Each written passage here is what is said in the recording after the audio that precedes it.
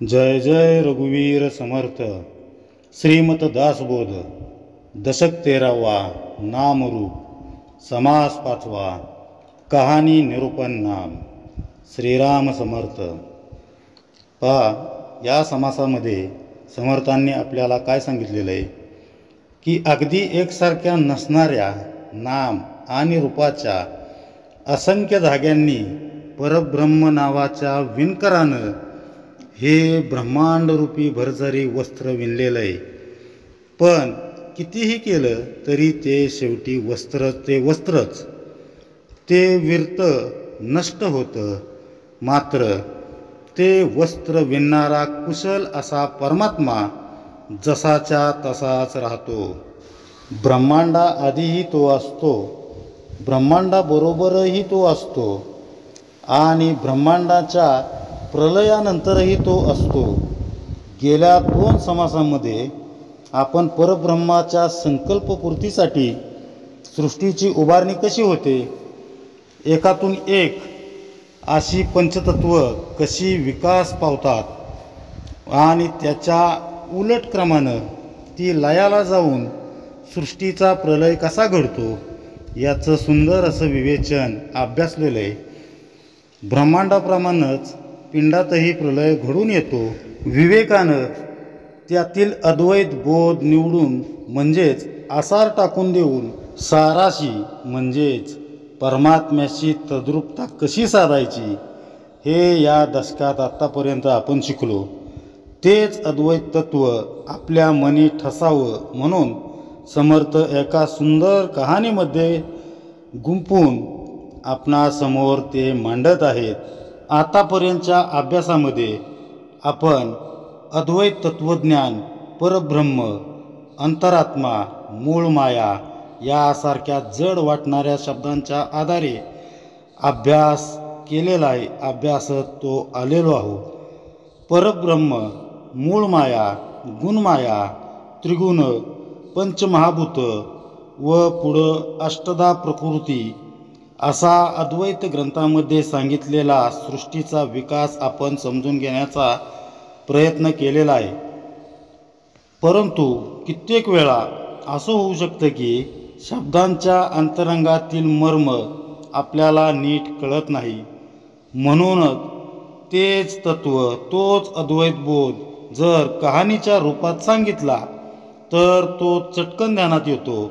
एखादा बोध किंवा एखादा विचार लहान मुलांना आपण पटवून देण्यासाठी कसं गोष्टींमध्ये सांगतो त्याचप्रमाणे परमार्थ शाळेतील आपणही लहान मुलंच आहोत.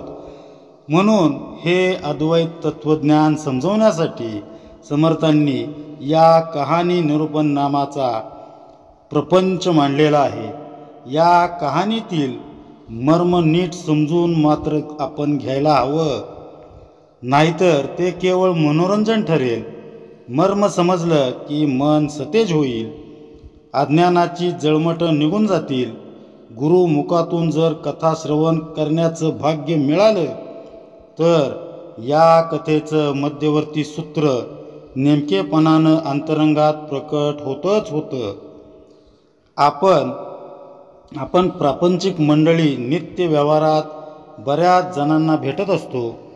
भेटीमध्ये अनेक गोष्टींची देवाणघेवाण होते, पण त्यामध्ये कथा असण्याऐवजी व्यथा जास्त असतात. त्यातून कुठलं सूत्र, तत्व हाती लागण्याची शक्यताही नसते. पण गुरुमुखातून कानी पडणारी वचनं किंवा रामायण, महाभारत, भागवत आदी ग्रंथातील कथा त्यातील विशिष्ट बोधांद्वारे आपल्या जीवनाला वळण देतात, दिशा देतात. आपल्याला तर ही कहाणी अद्वैत तत्वज्ञान अंगी मुरलेल्या श्री समर्थांकडून ऐकायला मिळत आहे. हे आपलं खरोखरच सद्भाग्य आहे. अद्वैत बोध ज्यांनी अनुभूतीनं जाणलाय असे समर्थांसारखे संत एका आईच्या भूमिकेतून ते तत्वज्ञान आपल्यासारख्या सामान्य जनांना समजावून सांगत असतात. म्हणून संतांना आपण माऊली म्हणतो. समर्थ कहाणीची सुरुवात करताना म्हणतात, श्रीराम समर्थ. कोणी एक दोघे जण पृथ्वी फिरती उदासीन, काळ क्रमने लागून कथा रंबिली. म्हणजे कोणी दोघे मित्र पृथ्वीवर अनासक्तपणे हिंडत होते. वेळ चांगला जावा म्हणून त्यांनी कथा सांगायला सुरुवात केली, कथा सांगायला आरंभ केला. पहा इथं दोन मित्र कोणाला म्हटलेलं आहे बघा. गुरुमुखातून कथा ऐकण्याचे काही नियम असतात. दासबोध हा अत्यंत गुह्य असा ग्रंथ आहे. वरकरणी तो गुरु शिष्यांतील संवाद वाटतो. या समासातील कहाणीही वरवर साधी वाटू शकते. कुणी दोघेजण पृथ्वीवर विहार करण्यासाठी निघतात. वाटेनं जाता जाता वेळ गमतीनं जावा म्हणून एकानं दुसऱ्याला गोष्ट सांगायला सुरुवात केली. ही कहाणी लक्षपूर्वक ऐकण्याची विनंती वक्ता श्रोत्याला करत आहे.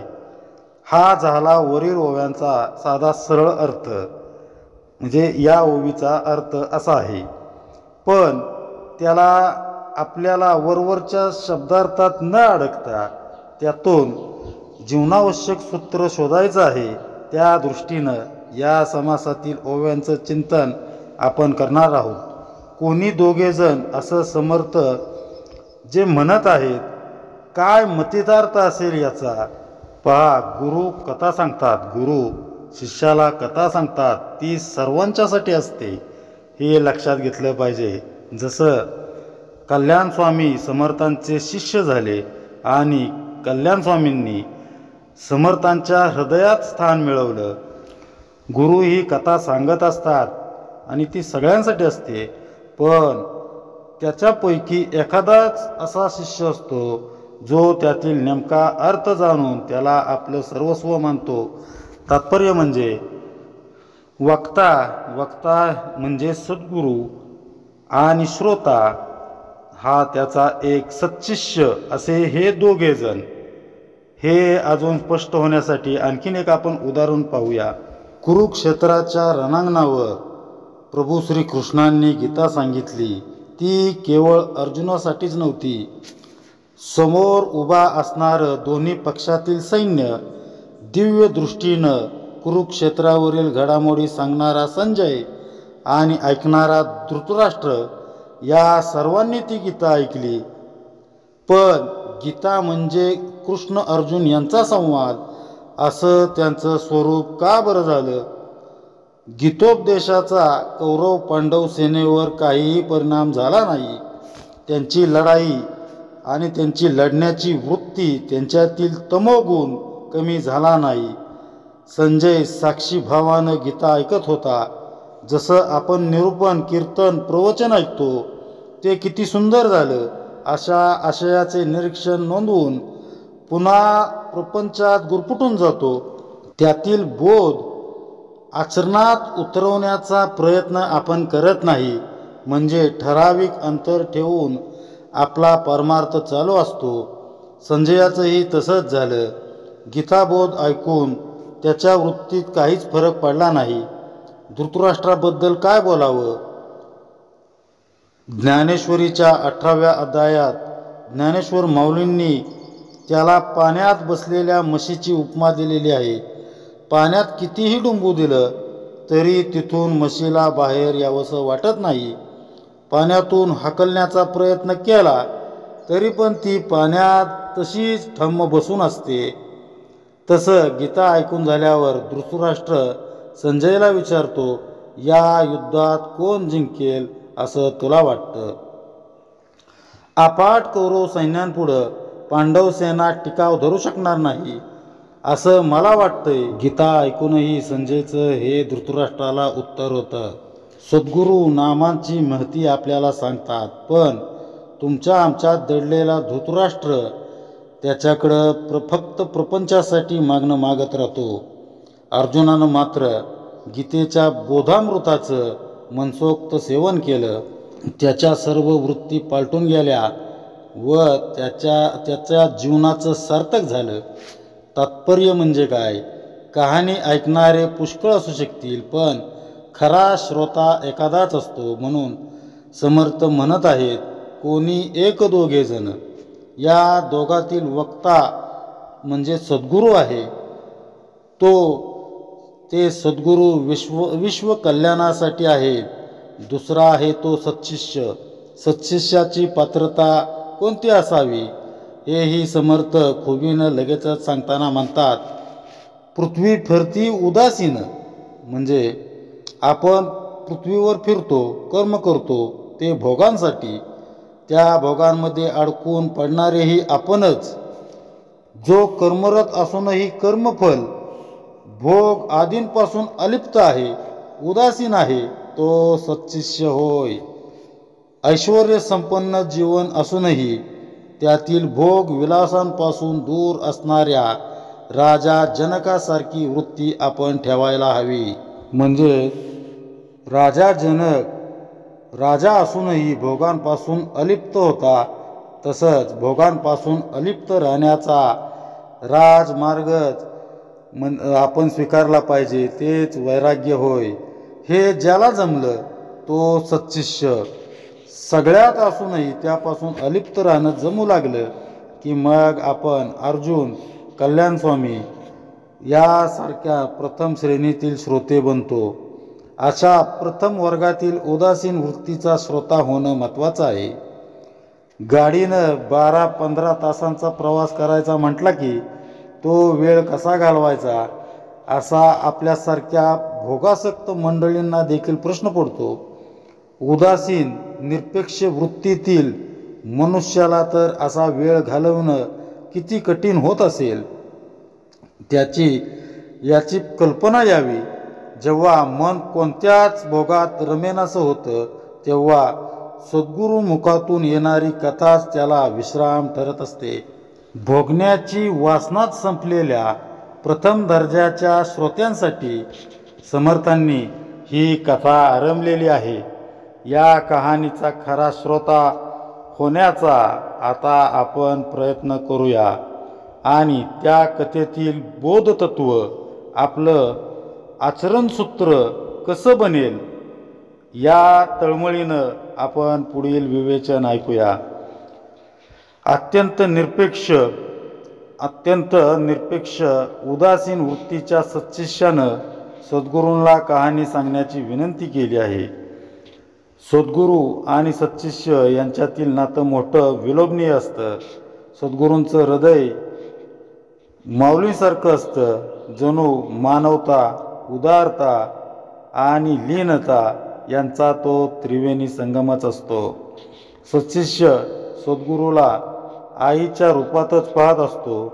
लहान मूल आईकडं गोष्ट सांगण्यासाठी हट्ट करतं आणि गोष्ट ऐकता ऐकता तिच्या कुशीत झोपी जातं.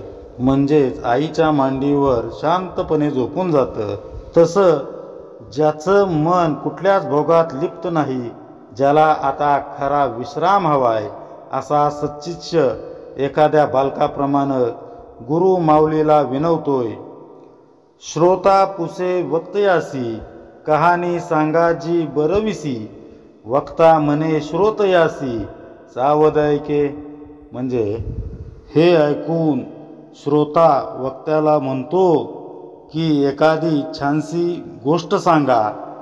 मग त्यावर वक्ता म्हणतो श्रोत्याला की आता ती मी गोष्ट सांगतो ती सावधपणे ऐक.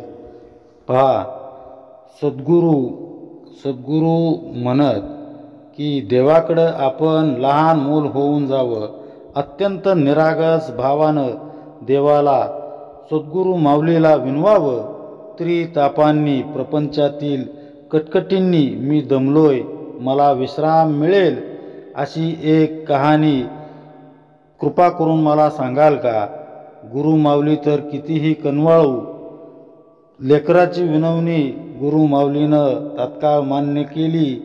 लक्षपूर्वक ऐक असं म्हणून गुरुमाय सत्शिष्याला कथा सांगू लागते.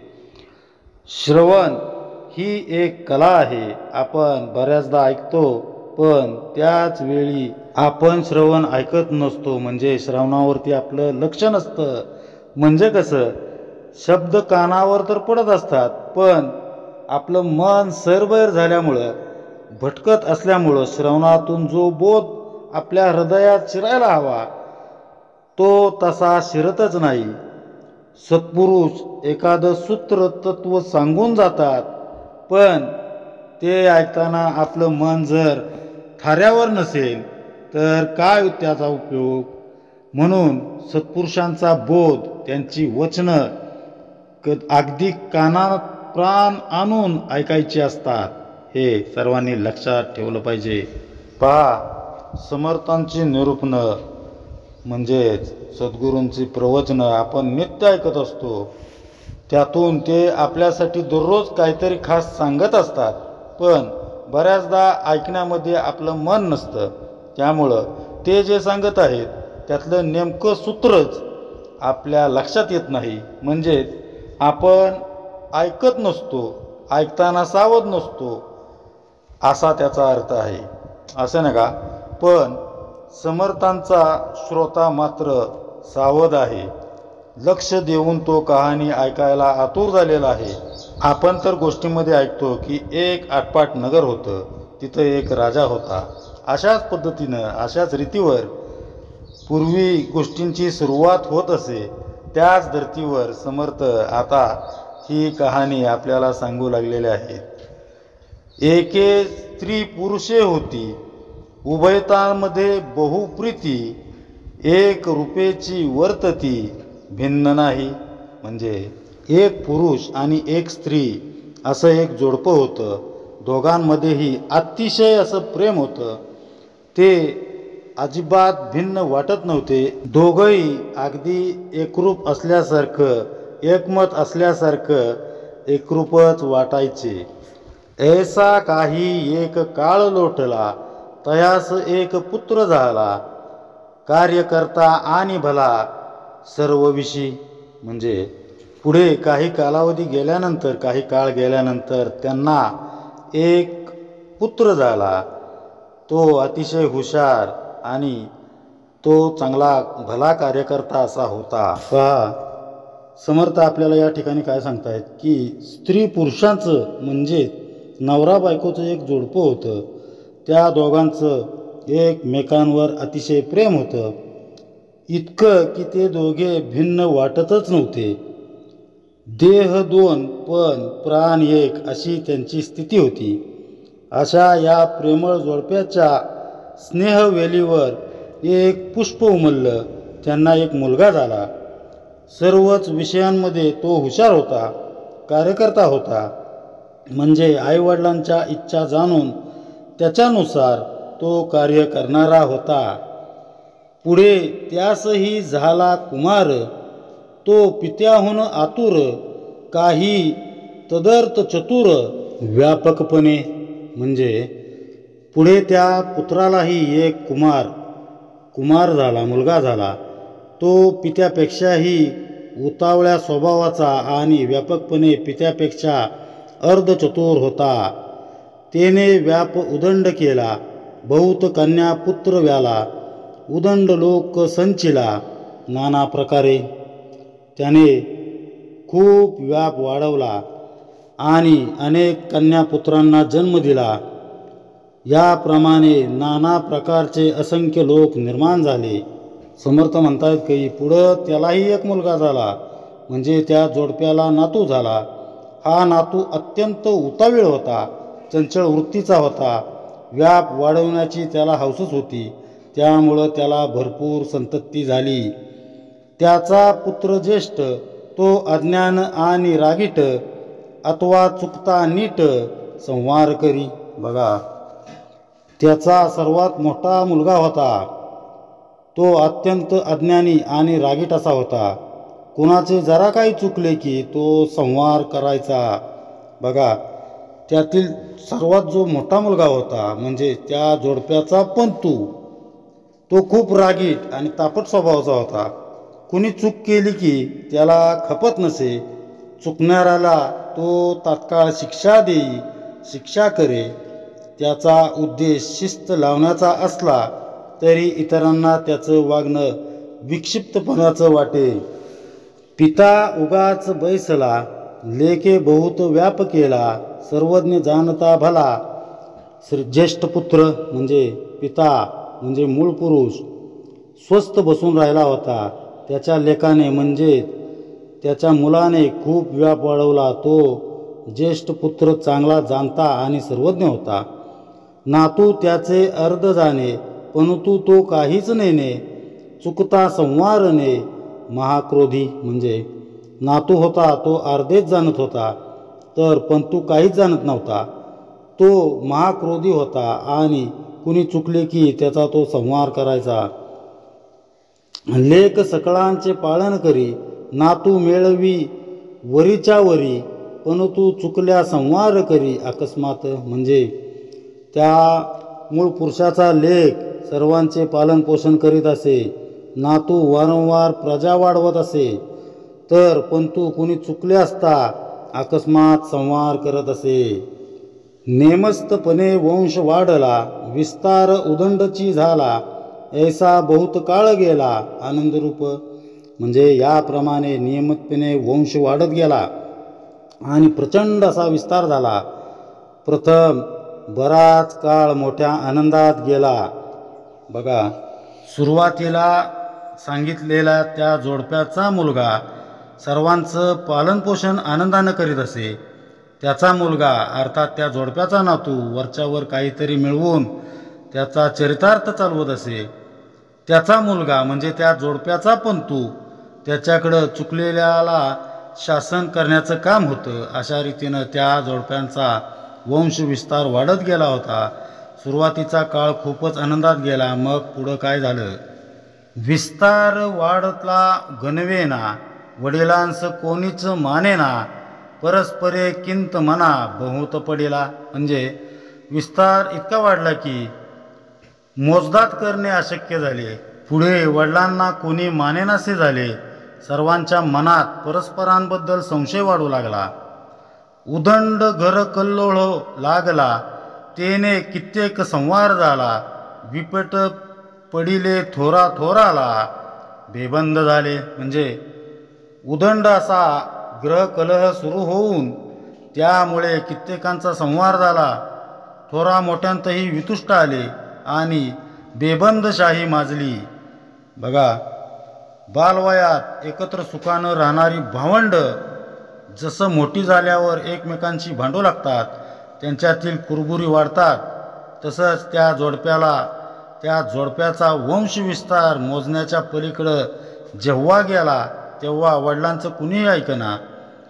परस्परांच्या मनात किंतु परंतु संशय यांनी घर केल्यामुळं त्यांच्यात प्रचंड प्रमाणात कलह निर्माण झाला. छोटी मोठी भांडणं उग्र रूप धारण करू लागली. सारेजण जणू एकमेकांच्या जीवावर उठले. थोरांशीही पटेनसे झाले. सगळीकडं अगदी बेबंदशाही माजली. त्यातून जे नको होतं तेच घडू लागलं. नेनपणे भरी भरले, मग ते अवघेच संवारले, जैसे यादव निमाले. उन्मत्तपणे म्हणजे अज्ञानाच्या भराने ते उन्मत्त झाले आणि मग सर्वांचाच यादव जसे उन्मत्तपणे एकमेकांशी भांडून मेले त्याप्रमाणे संवार झाला. बाप लेक नातू पंतू सकळांचा झाला निपातू, कन्या पुत्र हेतू मातू अनुमात्र नाही. म्हणजे बाप लेक नातू पंतू सगळ्यांचाच संवार झाला आणि कन्या पुत्र पंतू नातू यापैकी काही कोणीही शिल्लक उरले नाही. पहा, प्रत्यक्ष भगवान श्रीकृष्ण यादव कुळात जन्मले होते, पण यादवांना भगवंत कळलाच नाही. उन्मत्त वागणुकीमुळं तेच अवघ्या यादव कुळाच्या नाशाचे कारण बनले. तशीच अवस्था या जोडप्यांच्या वंशाचीही झाली.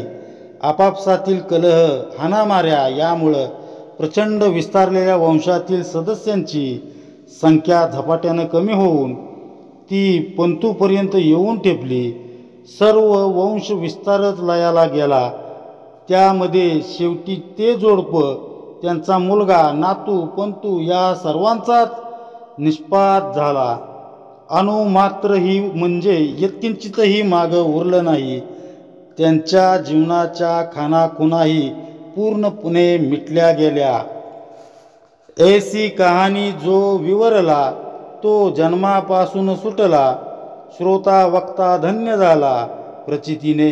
म्हणजे अशा या कहाणीचे जो विवरण करील तो जन्म मरण चक्रातून सुटेल याची प्रचिती घेतल्याने श्रोता आणि वक्ता दोघेही धन्य झालेत.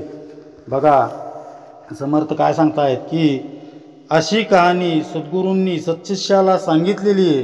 सत्शिष्यानंही ती कानात प्राण एकवटून ऐकली, त्यावर मनन चिंतन केलं, त्यामुळं तो जन्मापासून सुटला, म्हणजेच जन्म मरणाच्या चक्रातून सुटला. सद्गुरू आणि सत्शिष्य यांच्या अंतरंगात कृतार्थतेची भावना निर्माण झाली. इथं ही कथा संपते. मग या कहाणीत असं होतं तरी काय?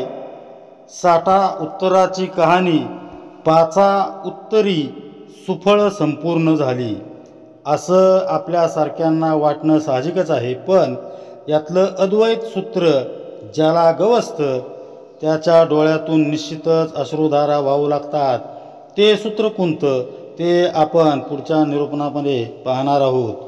एका प्रेमळ जोडप्याचा अपरिमित असा वाढलेला वंशविस्तार व कालांतरानं त्यांचा वंशाचा झालेला समूळ नाश याची ही कहाणी आपण सद्गुरुमुखातून ऐकली. कथा सांगून झाल्यावर समर्थ म्हणतात, ऐसी कहाणी अपूर्व जेते उदंड वेळ होत जाते, इतुके बोलोन गोसावी ते निवांत झाले. म्हणजे अशी ही अपूर्व कहाणी नित्य होत जात असते. इतके बोलून श्री गुरु निवांत झाले. आमची कहाणी सरो तुमचे अंतरी भरो, ऐसे बोलणे विवरो कोणीतरी. म्हणजे आमची कहाणी सरो आणि तुमचे अंतरात भरून राहो असे बोलून वक्ता म्हणतो की या कहाणीचे कोणीतरी मनन करावे. पहा समर्थांनी जी ही गोष्ट सांगितली, समर्थ काय म्हणतात की ही कहाणी अपूर्व अशीच आहे. तिचं वैशिष्ट्य असं आहे की ती संपते आणि पुन्हा चालू होते. उत्पन्न होणं, विस्तारणं, स्थिरावणं, लयास जाणं व पुन्हा उत्पन्न होणं ही प्रक्रिया उदंड वेळा घडत असते. इतकं सांगून वक्ता अर्थात सद्गुरू बोलायचे थांबले. कथेचं सौंदर्य इथंच दडलेलं आहे. कथा सांगून झाल्यावर वक्ता वाणीला विराम देतो, मौन धारण करतो. सांगितलेल्या कथेवर अनाठायी चर्चा करत बसणं हा सद्गुरूंचा स्वभावच नाही. त्यांची एवढीच अपेक्षा आहे की ही कहाणी तुमच्या अंतरंगात भरून राहो. कुणीतरी त्यावर विचार करो, मनन करो, चिंतन करो. चला तर मग सद्गुरूंच्या इच्छेप्रमाणे या कहाणीवर आपण थोडंसं चिंतन करून त्यातून काही सूत्र आपल्या हाती लागतंय का याचा शोध घेऊया. वरचेवर म्हणजे वरवर ही सांसारिक गोष्ट जरी वाटत असली तरी समर्थांना त्यातून एक बोध द्यायचा आहे हे निश्चित. या कथेतील प्रेमळ स्त्री पुरुष म्हणजे मूळ माया आणि मूळ पुरुष त्यांच्यातील अतूट प्रेमाविष्कार म्हणजे हे दृश्य विश्व होय. मूळ माया तोची मूळ पुरुष असं समर्थांनी 8व्या दशकातच सांगून ठेवलेलं आहे. नावं वेगवेगळी म्हणून त्यांना वेगळं मानणं हे आपलं ठार अज्ञान आहे. म्हणून त्यांच्यातील प्रेमाविषयी सांगताना समर्थ म्हणतात की ते भिन्न नाहीतच, हे विश्व मायेच्या अधीन आहे असं आपण म्हणतो. तसं समजणं म्हणजे या दृश्याला अर्थात मूळ मायेला मूळ पुरुषापासून वेगळं करण्यासारखंच आहे. म्हणून आत्मज्ञानी संत सृष्टीला भगवंताचंच रूप मानतात. पहा, जो चराचर सृष्टीला भगवंताचं स्वरूप मानून त्यात राहतो तोच संत होय असा नाथ भागवतामध्ये उल्लेख आहे. त्या जोडप्याचं परस्परांवरील प्रेम ही सृष्टी ईश्वराच्या करुणेचं प्रेमाचं स्वरूप आहे याचं निदर्शक आहे. जगात प्रेमाशिवाय दुसरं शाश्वत असं काही नाही. या प्रेम विस्ताराला सांभाळण्यासाठी, सृष्टीतील प्रत्येकाची मनीषा पूर्ण करण्यासाठी, सृष्टीचं पालनपोषण करण्यासाठी त्या जोडप्याच्या पोटी जन्मलेला पुत्र म्हणजे विश्व प्रतिपालक श्री विष्णू होय. प्रेमाचं सृष्टीतील प्रथम व्यक्त स्वरूप म्हणजे श्री विष्णू. त्यांच्या आईवडिलांचं सृष्टीवरील प्रेम, त्यांच्यातील अतूट नातं याची त्याला पूर्ण जाणीव आहे. म्हणूनच सत्वगुणी श्री विष्णू उत्तम कार्यकर्ता आहे. आई वडिलांचा संसार सांभाळण्याची, त्यांच्या सत्य संकल्पाची पूर्ती करण्याची जबाबदारी विष्णूनं घेतली आहे. यथावकाश त्याला एक मुलगा झाला, तोच ब्रह्मदेव होय. हा उतावीळ चतुर असून व्याप वाढवण्याची त्याला हौसच आहे. त्यानं आपले वडील विष्णूंच्या आज्ञेनुसार या सृष्टीचा विकास करण्यास सुरुवात केली. लहान वयातील चंचल असमंजस मुलांना वडीलधारी मंडळी जसं सांभाळून घेतात, तसं ब्रह्मदेवानं निर्मिलेल्या सृष्टीला विष्णू सांभाळून घेत असतो. श्री विष्णूचंही आपल्या मुलांवर अतिशय प्रेम आहे. ब्रह्मदेवावर कुठलंही संकट आलं तर विष्णू त्याच्या मदतीला धावून येतात. हंसगीता यांचं उत्तम उदाहरण आहे. हंसगीता हे याचं असं उत्तम असं उदाहरण आहे. एकदा ब्रह्मदेवाचे मानसपुत्र असणाऱ्या सनत कुमारांनी पित्याला प्रश्न केला की मोक्षाची इच्छा असणाऱ्या मुमुक्षांसाठी अत्यावश्यक असणारी चित्त व विषय यांची ताटातूट घडावी तरी कशी? हा मोठा गहन प्रश्न होता. चराचर सृष्टीचा निर्माता असलेल्या 4 वेदांचं वस्तिस्थान असणाऱ्या ब्रह्माला चित्तशुद्धी कशी करावी, या प्रश्नाचं समाधानकारक असं उत्तर सापडेना. मुलांसमोर हार मानावी लागते की काय, अशी परिस्थिती निर्माण झाली. तेव्हा ब्रह्मदेवानं आपले पिता श्री विष्णूंची मनोभावे प्रार्थना केली. तेव्हा श्री विष्णू तिथं एका हंसाच्या रूपात दाखल झाले आणि त्यांनी सुंदर उद्बोधक असं विवेचनाद्वारे सनत कुमारांच्या सर्व आशंका दूर करून त्यांना समाधानी केलं. हीच पुढं हंसगीता म्हणून प्रसिद्ध झाली. अशी ही श्री विष्णूंची ब्रह्मांवरील माया. अशा प्रेमातूनच ब्रह्मांडाचा विस्तार झालेला आहे. वंश परंपरेमध्ये मागच्या पिढीचे गुण पुढं चालत येतात असं म्हणतात. त्याप्रमाणे मूळ पुरुष आणि मूळ माया यांच्यामध्ये जे निरतिशय म्हणजे अतोनात असं प्रेम आहे, तेच प्रेम सृष्टीतील प्रत्येकाच्या अंतरंगात आहे. प्रेम ही मनुष्याची स्वाभाविक वृत्ती आहे. शुद्ध जाणिवेच्या अर्थात श्री विष्णूंच्या स्मरणानं ती प्रेम रूप वृत्ती सतेज ठेवली पाहिजे. जसं घराण्यातील एखाद्या उत्तुंग व्यक्तीच्या चांगल्या गुणांचा आपण आदर्श ठेवतो, तसं श्री विष्णूंचं स्मरण ठेवणं अर्थात नामस्मरण करणं म्हणजे परमात्म्याच्या प्रेमाची आठवण ठेवणं होय. तुलसीदास म्हणतात, राम ही केवल प्रेमो प्यारा, जानी लेहो जो जान निहारा. म्हणजे प्रभू राम प्रेमरूप आहे. रामाला मनापासून जाणायचं असल्यास त्याच्यासाठी प्रेम हा एकमेव मार्ग आहे. उतावीळपणे मागचा पुढचा विचार न करता ब्रह्मदेवानं त्रिगुणात्मक सृष्टीचा विस्तार केला. मूळ स्रोतापासून हा विस्तार जसजसा वाढत गेला तशी त्यात बेबंदशाही माजली. प्रजा अस्ताव्यस्त पसरलेली आहे. कशासाठी आपण जन्माला आलो हे देखील माणसांना कळेनासं झालंय. लोकांच्या वागण्याला कुठंतरी धरबंद म्हणजे कुठलाही ताळतंत्र उरलेला नाही. त्यांनी सृष्टीतील वस्तूंवर मालकी हक्क प्रस्थापित करायला सुरुवात केलेली आहे. त्यामुळं विस्कटलेली घडी बसवण्यासाठी थोडं कठोर बनलं पाहिजे. या विचारानं शिस्त लावण्याची जबाबदारी ब्रह्मदेवांचा ज्येष्ठ पुत्र श्री महादेवानं स्वतःकडे घेतली. अनुशासन नसेल तर सृष्टीत अराजकता माजेल. मूळ पुरुष मूळ माया यांच्या सत्य संकल्पाचा विस्तार मर्यादेत राहू शकणार नाही. या हेतूनं शुद्ध जाणीवेचं स्मरण करून रुद्रानं अंतरंगात तमोगुणाचा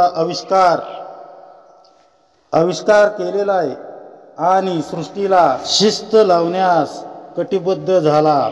मनुष्याच्या आचरणाला त्यानं पाप पुण्याचं मूल्यांकन दिलं. वर्तणुकीला एक योग्य दिशा दिली. महादेव फक्त दंडित करतो, संहार करतो असं नव्हे. त्याचं काम हे एका कुंभारासारखं आहे. कुंभार मडक्याला वरून थापाट्या मारतो, पण त्याच वेळी आतून हात घालून आधारही देत असतो. महादेव हे सद्गुरु तत्व आहे. तो आपल्याला जीवन जगण्याची कला शिकवतो. जीवनसूत्र वारंवार समजावून सांगतो. प्रेमानं सांगूनही जर आपण नाही ऐकलं किंवा आपल्या कुकर्मांचा घडा जर भरला असेल तर मात्र त्याला शासन करण्याशिवाय अन्य पर्यायच नसतो. तिसरा नेत्र उघडून महादेव भयंकर संहार देखील करतो. तेव्हा पृथ्वीवर चाललेला हाल कल्लोळ काही काळापुरता का होईना शांत होतो. मनुष्य जेव्हा सर्वप्रथम पृथ्वी तलावर अवतरला तेव्हा त्याला काय माहीत असेल का? म्हणजे त्याला काही माहीत होतं का? त्याला ना देश ठाऊक असावा, ना कुठल्या सीमारेषा, ना तेल साठ्यासारख्या नैसर्गिक साधन संपत्तीवरून जुंपलेली युद्ध, ना अन्न वस्त्रांचे हल्ले, काहीही त्याला माहीत नसावं. त्यावेळी तो केवळ विशुद्ध प्रेमानं भरलेला होता. जसजशी सृष्टी विकसित होत गेली तसा मनुष्य प्रेममय जाणीवेपासून दूर दूर होत गेला. स्वतःला तो आकुंचित करत गेला. विविध बंधनांनी स्वतःला जकळून घेण्यात धन्यता मानू लागला.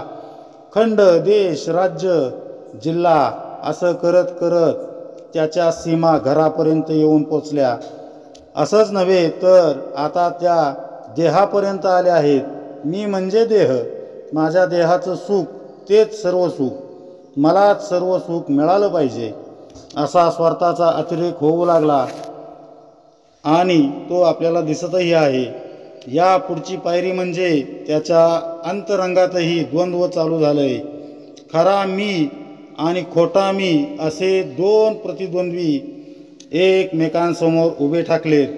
यातून ताणतणाव, मानसिक आजार उद्भवू लागलेत. लोकांभोवती नैराश्य, भ्रांत यांचा विळखा करकचून बसू लागलेला आहे. मूळ माया आणि मूळ पुरुष यांनी सत्य संकल्पाकडं निखळ प्रेमाचा रुंदावत जाणारा परीघ अशा दृष्टीनं पाहिलं होतं. तोच संकल्प आता कलुषित होऊ लागला आहे, दुःखद बनू लागलेला आहे. स्वार्थामुळं तमोगुण प्रभावी ठरू लागलेला आहे. भरीस भर म्हणून विज्ञान युगाचा आरंभ होऊन सत्वगुण झपाट्यानं उतरणीला लागलेला आहे. विष्णूला, शुद्ध जाणीवेला लोक साप विसरून गेलेले आहेत. निनिवेच्या प्रभावानं आता जणू कल्कीनं हाती खडक घेऊन संहार चालू केला की काय असं म्हणायला वाव निर्माण झालेला आहे. समर्थांनी सांगितलेल्या कहाणीचा हा अद्वैत बोधार्थ सद्गुरु कृपेनं जो लक्षात आला तो आपल्यासमोर आपण कथन केलेला आहे. विवेकानं तो जाणावा आणि त्याद्वारे आपण आपली जन्ममृत्यूच्या चक्रातून सोडवणूक करून घ्यावी असा समर्थांचा सर्वांना आग्रह आहे, असा अर्जव आहे. यासाठीच तर सद्गुरू सत्शिष्याला ही कहाणी सांगत आहेत. त्यांनी सांगितलेली कथा आपल्या सर्वांच्या अंतरंगात कशी भरून राहील, ती आचरणात कशी उतरवता येईल, त्याद्वारे आपलं जीवन कसं कृतार्थ करता येईल याविषयीचं विवेचन आपण पुढे म्हणजे शेवटच्या टप्प्यामध्ये पाहणार आहोत. समर्थांच्या या कथेमध्ये 4 युग म्हणजेच निर्मिती, उत्पत्ती, चलनवलन, पालनपोषण आणि संहार हा बोध दडलेला आहे. तेव्हा ही कथा प्रत्येकानं आपल्या अंतरंगात उतरवून आपलं शुद्ध आचरण करून श्री विष्णूंचं स्मरण लक्षात ठेवून स्मरण करून आपलं आचरण सुधारायचं आहे. म्हणजे आपलं जीवन सुधारून आपल्याला 84 लक्ष योनींच्या फेऱ्यातून जन्म मरण्याच्या फेऱ्यातून आपल्याला मुक्तता मिळवायची आहे. जसजशी सृष्टी विस्तारत जाते तसतशी ती मूळ पुरुष व मूळ माया यांच्यामधील प्रेमापासून दुरावत जाते. काल ओघामध्ये शुद्ध जाणीवेचा विसर पडल्यानं कलह मतभेद निर्माण होतात, बंडाळी माचते आणि त्यातून प्रेमळ जोडप्यांच्या वंशाचा नाश होतो. ही कहाणी आपण समजून घेतली.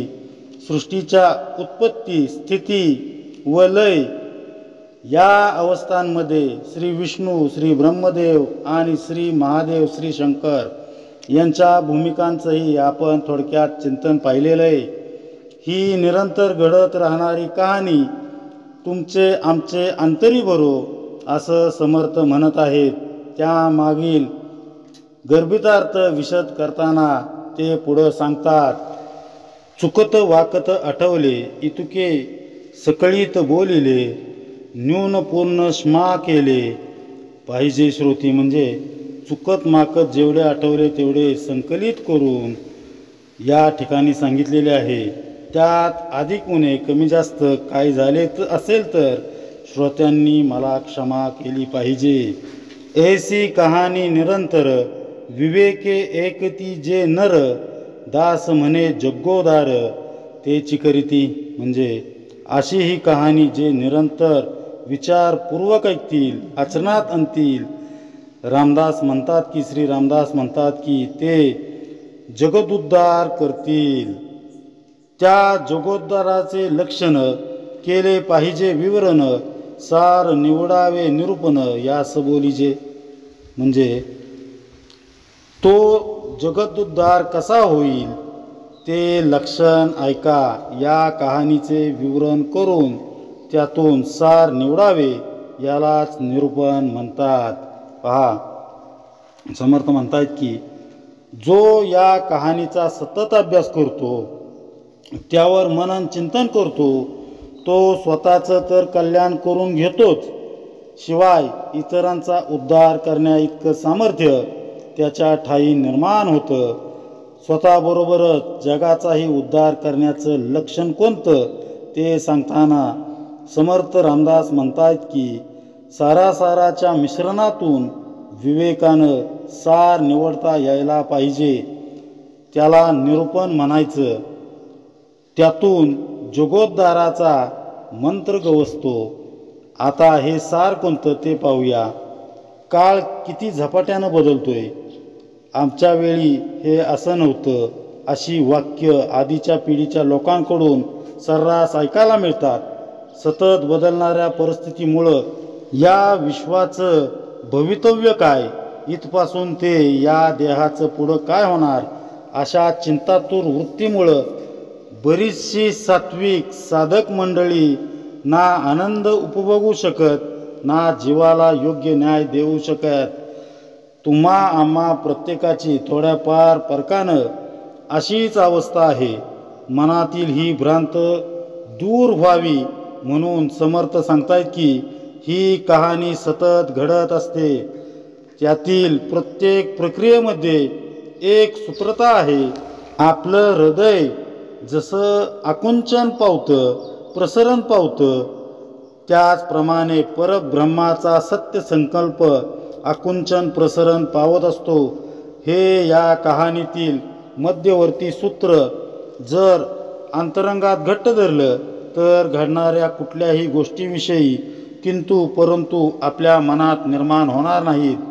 एखाद्या घटनेवर प्रतिक्रिया म्हणून असं कसं झालं असा विचार मनात येता क्षणीच या कहाणीचं चिंतन सुरू करावं, यातील सूत्र नजरेसमोर आणावं, घडलेली घटना किंवा घडत असणारे प्रसंग कहाणीशी पडताळून पाहावेत आणि त्यातील सिद्धांतानुसार सर्व घडतंय हे जेव्हा आपल्याला पटू लागेल त्यावेळीस तेव्हा आपल्या मनाची तगमग आपोआप शांत होईल, मन निर्भय होईल, निशंक होईल, मन समाधान पावेल. एक गोष्ट लक्षात ठेवा, गणित सोडवण्याच्या पद्धती वेगवेगळ्या असल्या तरी उत्तर जसं एकच येतं किंवा उलटसुलट ताळा करून बघितल्यास जसं तेच उत्तर मिळतं, त्याप्रमाणे सृष्टीत एका ठिकाणी ज्याचं प्रमाण जास्त आहे तेच दुसऱ्या ठिकाणी अल्प स्वरूपात असतं. कमी अधिक करून जगनियंता ब्रह्मांडाचा तसंच पिंडाचाही समतोल सुरेखरित्या साधत असतो. या विचारानं चित्त स्थिर शांत राहू लागलं की आपण सार निवडायला सुरुवात केली असं समजावं. या पुढचा टप्पा सांगताना समर्थ पुढे सांगतात, निरूपणी प्रत्यये विवरावे, नाना तत्व कोडे उकलावे, समजता समजता व्हावे निसंदेह. म्हणजे निरूपण लक्षपूर्वक ऐकावी, त्याची आपल्या अनुभवाशी सांगड घालून ते नीट समजून घ्यावे, म्हणजे त्यातील अनेक तत्वांचा उलगडा होईल आणि समजता समजता स्वानुभव येऊन श्रोता निसंदेह होईल. पहा, समर्थांना या ठिकाणी आपल्याला काय सांगायचं आहे की निरूपण ऐकावं व जे ऐकलं आहे त्याचा अनुभव घेऊन ते नीट समजून घ्यावं. असं केल्यामुळं विश्वाचं कोडं उलगडतं, तत्वांचे गुंते सुटतात आणि त्यामुळे मन निसंदेह होऊन जातं. एका बिंदूभोवती कंपासनं कमी अधिक त्रिज्या असणारी वर्तुळं काढावीत, तसं आपण मीला केंद्रबिंदू मानून त्या भोवती स्वार्थाची वेगवेगळ्या त्रिज्येची वर्तुळं काढत राहतो. हा केंद्रस्थानी असणारा मी आहे तरी कोण? हे दृश्य जग तर त्या जोडप्याच्या प्रेमाचा विस्तार आहे. मूळ पुरुष व मूळ माया भिन्न नाहीतच, हे सर्वांनी लक्षात ठेवलं पाहिजे. शिवाय हे दृश्य जग स्वप्नवत आहे. या पार्श्वभूमीवर हा मी आलाच कुठून? हे जग भगवंताच्या करुणेचा विस्तार आहे, म्हणजेच मीही त्याचाच अंश झालो ना. मग मी जीव ही अहंभावना कशी आली? मी स्वतःला जीव म्हणवून घेतो, पण या जीव शब्दाला तसं बघितलं तर काहीच स्थान नाही. मी म्हणजे तोच, मी म्हणजे भगवंत, ही भावना आपल्या अंतरी दृढ होऊ लागली. त्या विचाराशी आपण एकरूप होऊ लागलो की मी देही ही भावना विरू लागते आणि लय पावते. स्थूल देहाला मी माझा मानतो, पण तो मी नसून पंचतत्वांचा एक काला आहे. जसा माझा देह तसाच किडा मुंगीचाही देह आहे. तोच काय तर इतर प्राण्यांचेही देह पंचभूतांचेच बनलेले आहेत. शिवाय त्यांना व मला जोडणारं हे आकाश समानच आहे. मी मात्र त्या सर्वांना स्वतःहून वेगळं मानत आलोय. त्यामुळं मला या चर्मचक्षूंनी ही पंचभौतिक सृष्टी भेदयुक्त दिसते, पण ही सृष्टी खरं तर एकच एक अशी आहे. म्हणून देहाच्या पातळीवर मी स्वतःला वेगळं मानणं सर्वथैव चुकीचं आहे. ते आपलं अज्ञान आहे. सृष्टी अभेद आहे. आपण तिच्याशी बांधले गेले आहोत. एकाच धाग्यानं वस्त्र विणावं तसं आपण प्रकृतीशी संलग्न आहोत. उभे आडवे सूत एकत्र येऊन वस्त्र तयार होतं, पण त्या वस्त्रानं त्याचं वेगळं अस्तित्व मांडलं तर ते जसं गैर दिसेल तसंच आपणही प्रकृतीच्या उभ्या आडव्या धाग्यांनीच बनलेलो आहोत. आपण त्यातीलच एक घटक आहोत, वेगळे नाही आहोत. पण मनुष्य जेव्हा स्वतःचं वेगळं अस्तित्व प्रस्थापित करायला जातो तेव्हा या सूत्राकडं त्याचं साफ दुर्लक्ष होतं. इथं दुसरा कुणी येऊच शकत नाही.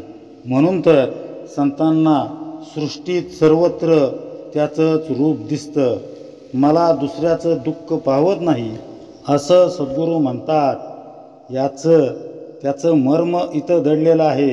हा झाला स्थूल देहाविषयीचा विचार. सूक्ष्म देहाच्या पातळीवरही आपण असेच एकत्र बांधलेलो आहोत. सर्व सचेतन प्राण्यांमध्ये जाणीव ही एक समान आढळते. पहा, प्राण्यांची शरीरं स्वभाव भिन्न जरी असले तरी त्यांच्या ठायी कार्य करणाऱ्या प्रेरणा कमी जास्त प्रमाणात सारख्याच असल्याचं आपल्या लक्षात येतं, आपल्याला आढळून येतं. हे आपण अंतकरण एक या समासामध्ये शिकलेलोच आहोत. याचाच अर्थ सूक्ष्म पातळीवर आपण सारे एकच आहोत. त्याचप्रमाणे कारण व महाकारण देहाच्या पातळीवरही आपलं वेगळं अस्तित्व नसतंच. पिंडाच्या तत्वकोड्यांची ही उकल आहे. पिंडाचे स्थूल, सूक्ष्म कारण, महाकारण देह यांना स्वतंत्रता नाही. ते भगवंताचे अंश म्हणूनच विस्तार पावलेले आहेत. त्याच पद्धतीनं ब्रह्मांडाचे विराट, हिरण्यगर्भ, अव्याकृत व मूळ माया या दोहांनाही वेगळं अस्तित्व नसून ते भगवंताचे अंश मात्र आहेत. सारांश म्हणजे पिंड आणि ब्रह्मांड एकमेकांशी अत्यंत संलग्न आहेत. ही अष्टधा प्रकृती 8ही देहांनी एकरूप अशीच आहे. हे एकदा का कळालं, एकदा का उमगलं की काय होतं ते सांगताना समर्थ पुढे सांगतात, ते पुढे लिहितात. विवरून पाहता अष्टदेह पुढे सहजची निसंदेह अखंड निरूपणे राहे समाधान. म्हणजे पिंडाचे 4 आणि ब्रह्मांडाचे 4 मिळून जे अष्टदेह आहेत त्यांचे विवरण करून पाहिले पाहिजे.